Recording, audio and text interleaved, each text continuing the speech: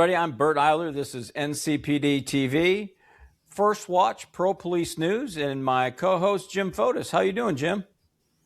Doing well today, Bert. And I noticed that you have different background. I know that you flew out early today to Minnesota. I did. I'm out here in Minnesota visiting my brother. This is his townhouse that I'm in. Every year, when my dad was alive, he passed away in 2019. But when he was alive, everybody got together and we played golf on Father's Day. So you're up there to celebrate Father's Day and remember your dad in the golf Yeah, outing. Very that's right. nice. And happy Father's Day to you, by the way, coming Thank you, up. Bert, and same to you. And enjoy yourself. Well, I wanted to get started with some good news. I know we passed over it a little bit, but one of our cases out of Austin, Texas, Officer Chris Taylor, if you remember that case I a little do bit. remember that case. I know that the case was that Chris was convicted on a case where he was, and this goes back to, I guess, 3 years, 4 years now. We researched it. You certainly researched it several times, and we felt it was certainly justified. We supported him through the trial, and then there was a conviction, and then there was an. So the trial went on. He was found guilty, was given 2 years, and then they appealed it to the Seventh District Court of Appeals. So the ruling just came down, and this is something that's very significant because, Jim, you could probably speak on it. Very rarely does the appellate court come down with an acquittal. He was acquitted of the charge, which normally I've always seen the appellate court say, okay, hey, this happened, whether it was evidence or whatever. And then they basically say, no, there was certain things that they should have done, the prosecution, and, remanded back down for either a new trial or, if the prosecution doesn't want to do it, then they dismiss the charges. But to get an acquittal after the jury found him guilty, that's really big. What do you think about that, Jim? I mean, Well, really I big. think about the appellate division. I haven't read. You've read more of the case, but from what we've heard is that they were kind of saying that the jury did not get the right information, and we know that uh, Jose Garza, the DA in Austin, he's not a very fair DA. He definitely has a problem with police officers. He's charged many, many police officers in Austin. He's a Soros uh, elected DA. Soros helped him through the whole election twice. He's said that he's going to definitely uh, prosecute police.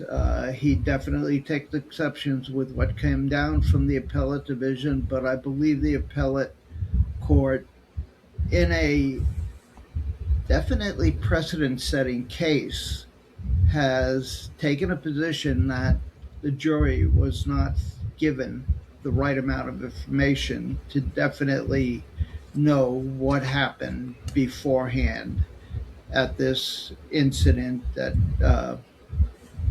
Taylor was involved in. And usually it would go from there, either sent back or possibly go up to the Supreme Court in another appeal.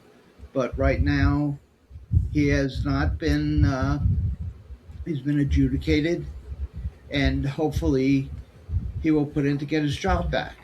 And he had been working up until the point of being convicted. Then all of a sudden they took him off, let him go from the job, and he has not been working. And since it went to the appeal, went to the appellate division, so I believe he's going to be fighting for his job back. Yeah, I mean, yes, he is. Well, the other The other thing is that he is fighting for his job back, if you can believe this, Jim. So he was convicted in 2024, and he was just recently acquitted. And now he has to fight to get his job back. And the state of Texas has given him his license back to practice or to be a police officer, but now he's fighting to get his job back, and he's fighting to get back pay. And according to an article I read dealing with Austin Police Association, they feel that he should have never been fired after he was convicted because of the appeal. He should have been still being paid until the appeal was final before he got fired. So now he's fighting to get his job back. And, we'll be helping throughout everything that we can do for him. As far as fighting for his job back, that's something that he's working on with the association. But we fought with him from day one. We're still fighting with him to do everything we can to help him. Hollywood Morris, how are you there? Everybody, I'd like you to yeah, that's right. We got Big Henry. This episode is Two Cops and a Brother. Can you tell who's the brother? I love it. But yes, I thought that this news, guys, that you've been covering about Officer Chris Taylor, of course, you guys have been working on this case for years now, but hearing what we've heard this past week has been great news. I echo you guys' sentiment, but that was actually the video that I wanted to pull up for you guys to actually review in real time here on the podcast, because you've talked about the case. You've given very detailed updates, but I don't know that many in our audience have seen what Christopher Taylor saw that night. And so just to give the audience the background. Video from before officers got into the elevator shows cast viewing this video of De Silva looking into the surveillance camera and telling the other officers what he sees. Yes, he still has the knife. He's holding up to the camera. After that, video shows Taylor and the other officers discussing which levels of force to potentially confront De Silva with. And they decide Taylor and another officer will hold guns, Cast will hold a taser, and the other officer will be prepared to use his hands, all while they're in the elevator getting ready to head to the 5th floor where De Silva is killed. And so before I even hit play, what can you guys share, especially with the audience that's never been police officers, the danger of you're going up on an elevator, confined space, you can't go anywhere, and you're going to a floor to encounter what you don't know other than what you've been told? Well, first of all, Henry, you basically said everything. You should be a cop. I've been told it's the unknown, all right? Yeah. You're in a confined space. The things that would be going through my mind would be, is the outlet. Where can I go anywhere? Because in the elevator, if it opens up, there's not a lot of places to move, and they're going up because they're trying to locate this individual. They don't know exactly where he is. Jim, let's talk about the 21-foot rule before we see the rest of this video. Yeah. What is the 21-foot rule? Can you explain that to our viewers? Well, the 21-foot rule we discussed before. I think it was established during a chase in New York City where the one person had a scissors, and he ran into an apartment building and ran upstairs. And at that distance, he was shot, I believe, 6 times, and he came down the stairs and stabbed the police officer with the scissors and killed him. And that was what the beginning of the 21-foot rule was, that if you are 21 feet away, whether the person has a knife or a scissors, and you can shoot him as many times, you may miss any vital organ, and they can still kill you. They can get to you and kill you. People see things on television where they person gets shot and gets thrown back 3 or 4 feet, goes down right away. That's not true. Correct. If you don't hit a vital organ, most people can still continue moving, can still continue going forward.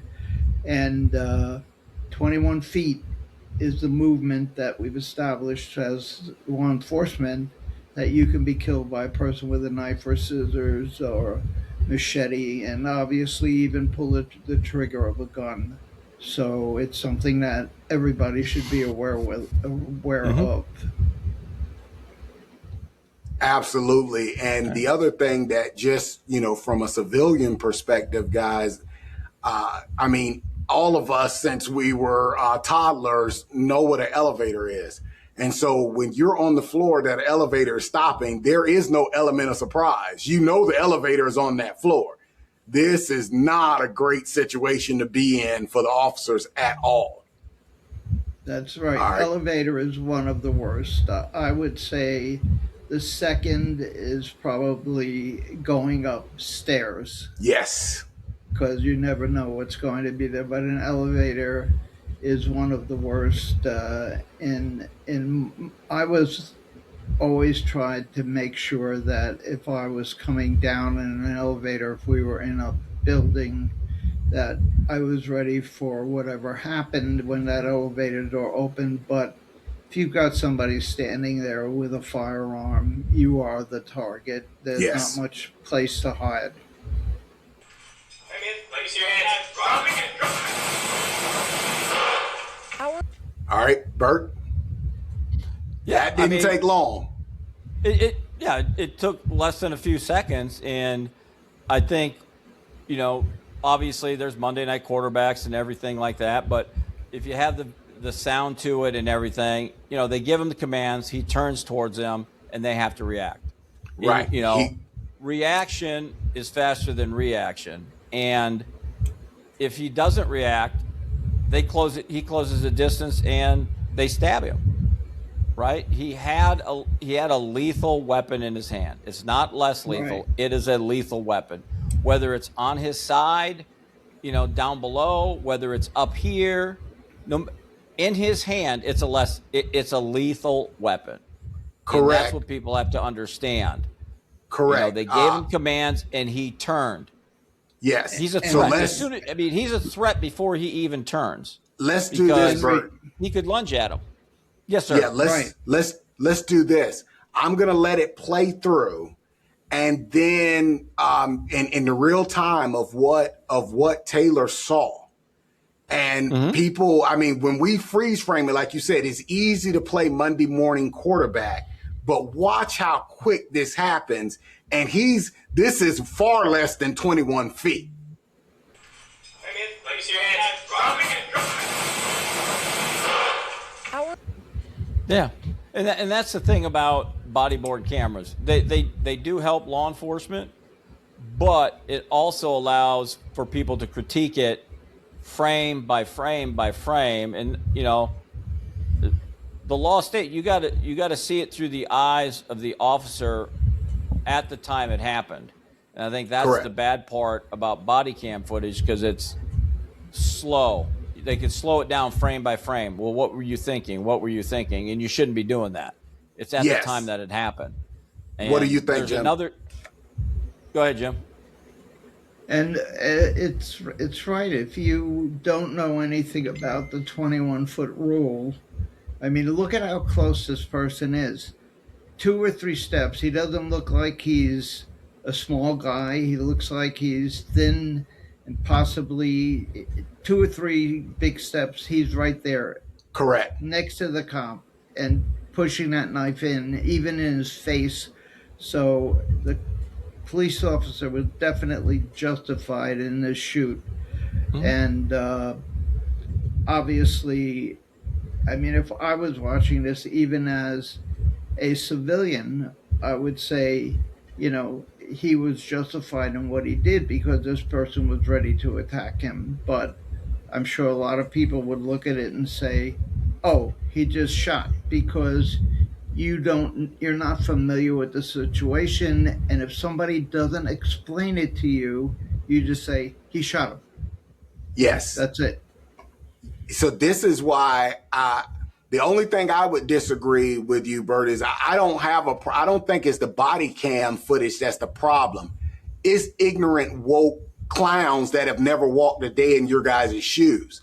Because even though that knife is at his waist, that's still deadly. They tried to literally frame this as, well, the person didn't have the knife above his shoulders. Like this is a Friday the 13th reenactment. He doesn't have to. You're correct. That's right. I cannot stand these citizen review boards of police officers' actions. That's where it comes into play, guys, because they and this is done intentionally. You put people on these boards that they have no type of training. They haven't served in that calling, and they have no idea what they're talking about. And it's like you said, they'll look at this and slow it down for the intent to second guess and Monday morning quarterback a situation you haven't been in. And think about that term that we use, guys. Monday morning quarterbacking, of course, is this analogy for sports fans that, everyone can be an expert after the play. Well, that's for a game. This is life and death. This is not a game. That's Yeah, you're right. And I'd like to put it out there for maybe next time.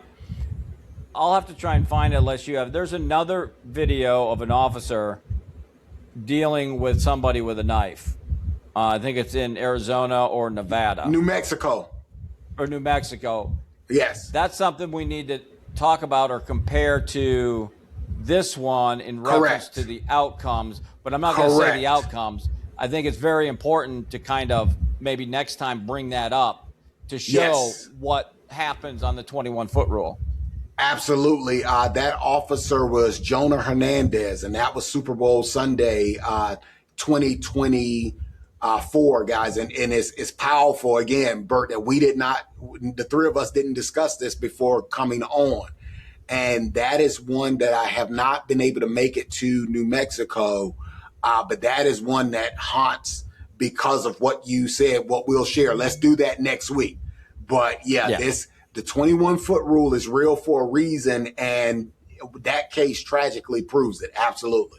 So watch this, guys. Watch. Yes, go ahead. Go ahead. No, go ahead. Yeah, this is, so again, now they're slowing it down like they did in court, and this is the game that they played, but it's also why this acquittal was such a slam dunk. Watch it. Prosecutors worked to support their stance that De Silva wasn't threatening officers, asking Cast questions about his thoughts on the moment you see displayed on the monitor. Is he actively using deadly force against you or the other officers in the elevator as depicted in State's Exhibit number 96? Actively, no. Okay. You said you would describe it as preparatory, is that right? Yes. So you were concerned that the next thing that he may do would be to use force against you, is that correct? Yeah. The threat was immediate. Anybody that has a knife or whether it's a hammer, a knife, axe, you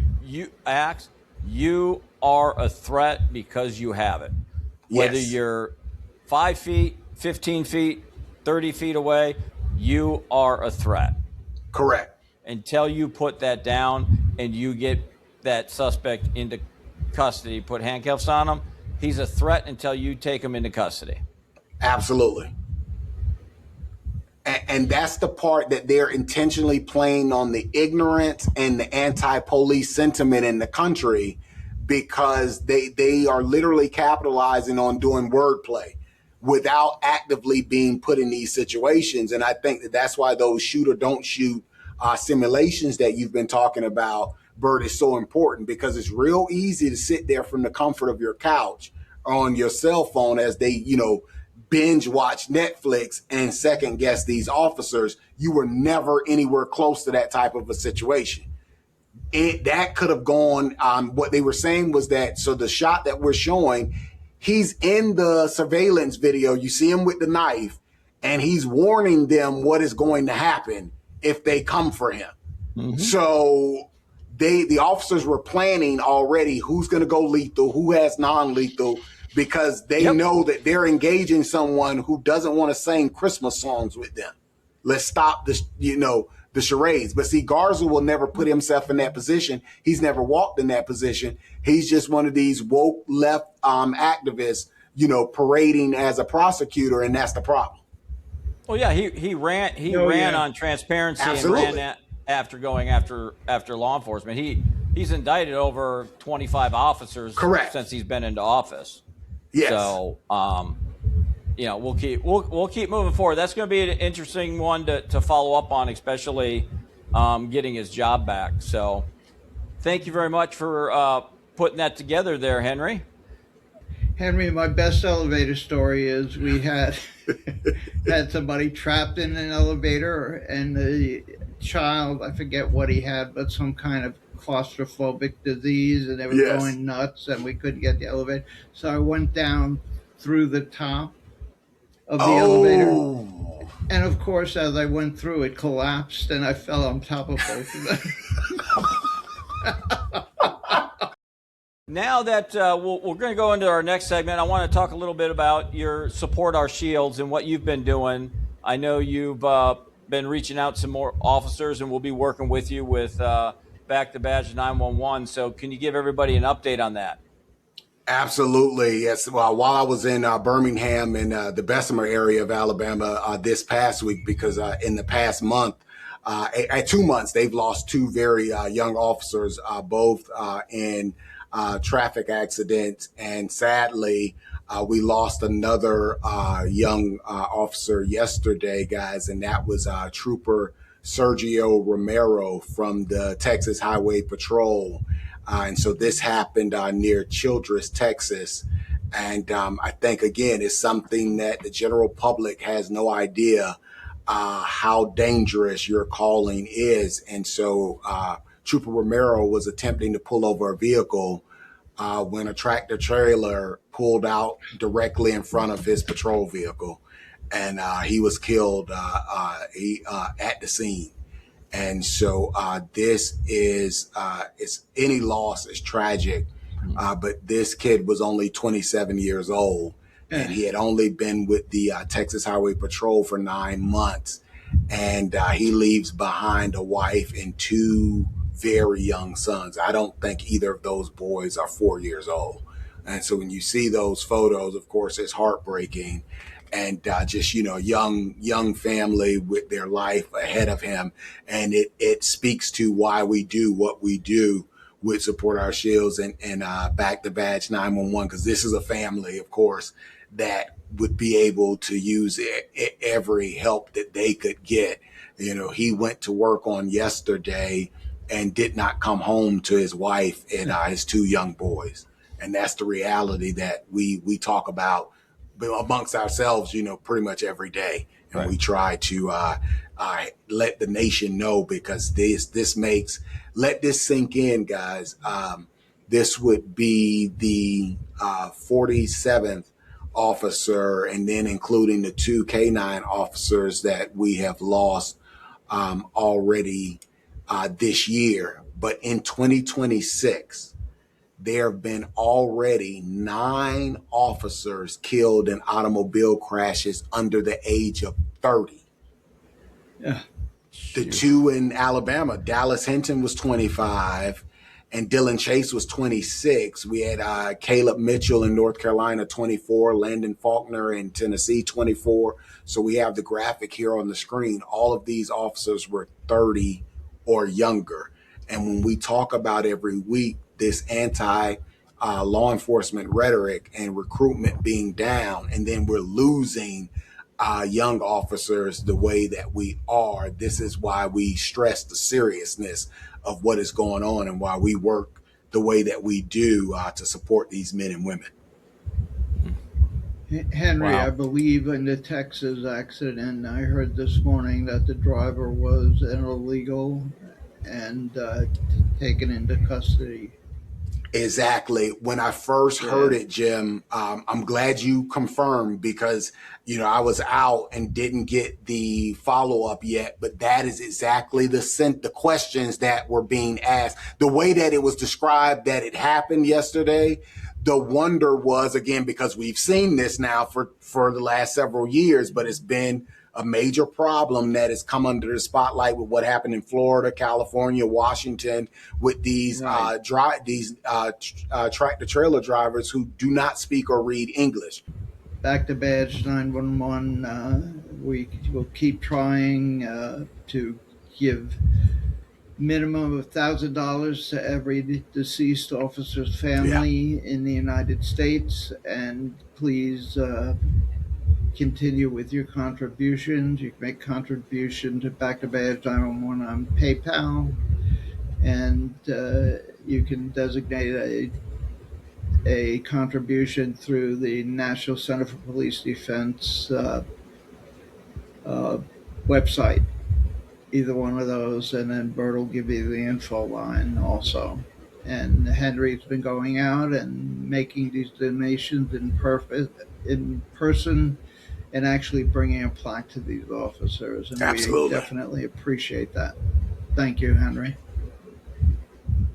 Absolutely, guys. And I think that this is one that is going to, it's already devastated that family in the Texas Highway Patrol. You guys know any of these divisions, know how large they are. This is still a family. But the fact that now we've confirmed that this driver should never have been driving that tractor trailer. And now we have a widow and kids that have been orphaned from their dad. See, because this is what you talk about so much when we tie the Capitol Hill side into this, Bert, is a lot of people in DC are selling out the American people, and they don't have to deal directly with the consequences. You kept stressing that during Police Week. This is exactly less than a month removed. This is what that looks like in real life. And it takes so long to get, if your police officer is killed in the line of duty, to get the benefits to the family takes so long that we hope that the small amount that we give is a help. Absolutely. I agree. Well, prayers goes out to the family and everybody else that is protecting us across the nation. So I am Bert Eiler. This is National Center for Police Defense TV. This is First Watch, Pro Police News. Thank you very much. Until next time, God bless. God bless, and God bless America.